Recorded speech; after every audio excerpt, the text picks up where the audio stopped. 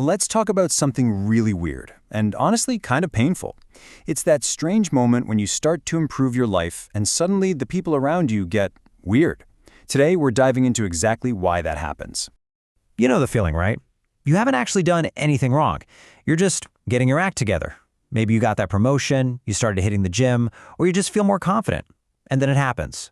The texts slow down. The inside jokes stop. People who were supposed to be your biggest cheerleaders go quiet. And you're left wondering, wait, what did I do?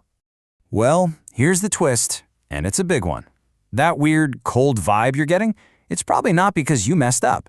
In fact, it's the total opposite. They aren't reacting to something you did to them. They're reacting to what your success, your growth, is forcing them to see in themselves. So to really get what's going on here, we have to dive into the work of the brilliant psychologist Carl Jung. He came up with a concept that is the master key to unlocking this whole situation. He called it the shadow. Okay, so what in the world is the shadow? Think of it like a mental basement. It's where we shove all the parts of ourselves we don't want to deal with. And it's not just the bad stuff like our anger or jealousy, it's also the good stuff we were taught to hide. Our ambition, our power, our creativity. It's everything we've pushed down and refused to look at. So this is where it gets really interesting. You've got these two sides of the coin. On one side, you have the persona. That's the polished, perfect mask we wear for everyone else. It's our job title, our social media profile, it's who we want the world to think we are. And on the other side, you've got the shadow. The raw, messy, powerful truth hiding right behind that mask. And this quote from Jung himself just nails it. You can't get rid of your shadow by ignoring it. Actually, the more you pretend it's not there, the more control it has. It gets darker, heavier, and it starts running the show from behind the scenes. Okay, so we've all got this shadow thing going on. Big deal, right?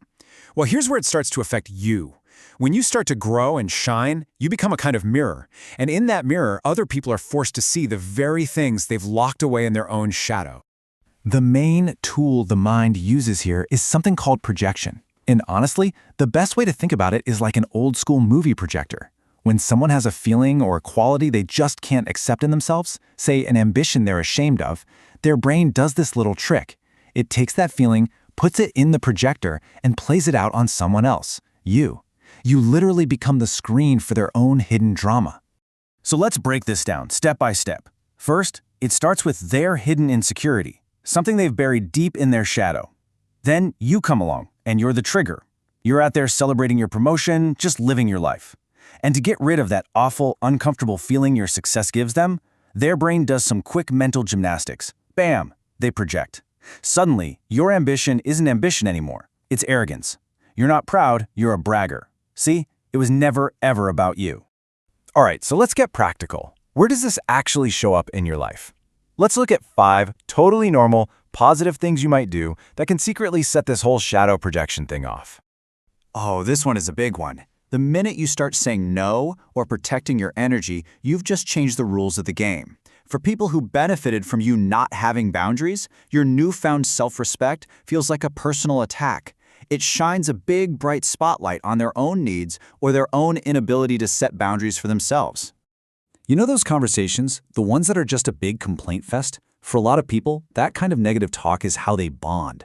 So when you decide to step away from it, you're not just leaving a conversation, you're basically holding up a sign that says, hey, maybe this isn't a healthy way to connect, and that can make people feel judged and really uncomfortable. You're just excited, right? You want to share good news. But for someone who feels like they're running in place, your victory lap is a painful reminder of what they aren't doing. It stirs up their own buried ambitions, and to quiet that inner voice, they project it outward. They have to turn your joy into a character flaw, like being a show-off. When you start being, well, you, genuinely and authentically you stop trying so hard to please everyone. You drop the mask. But for someone whose entire identity is built on wearing that mask, your realness is terrifying. It makes them feel fake and exposed by comparison. This one is huge because it rewires the whole relationship. When you start finding your self-worth from the inside, you stop looking for it from the outside. And if a friendship was built on the silent agreement that you needed their approval to feel okay, your independence can feel like a betrayal. You've taken away their power. Okay, so understanding all this is one thing, right? It's super empowering. But now what? What do you actually do when you realize you're on the receiving end of someone's shadow projection? The solution isn't some big dramatic confrontation. It's actually much quieter. This is really the million-dollar question, isn't it? How do you keep moving forward? How do you protect your own peace of mind when this stuff is happening around you without letting it derail all of your hard work? So the path forward is all about what's going on inside you.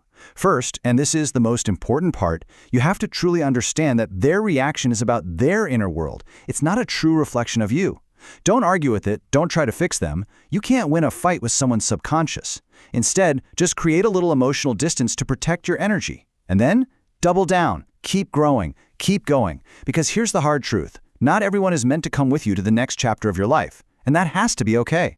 And I want to leave you with this final thought from Jung, because it is just so powerful. This whole thing isn't about pointing fingers. It's about understanding the hidden parts of human nature, both in others and, more importantly, in ourselves. By making the darkness conscious, we stop being afraid of it, we protect our peace, and we continue our own journey. Because in the end, true growth isn't just about reaching for the light. It's about having the courage to understand your own shadows too.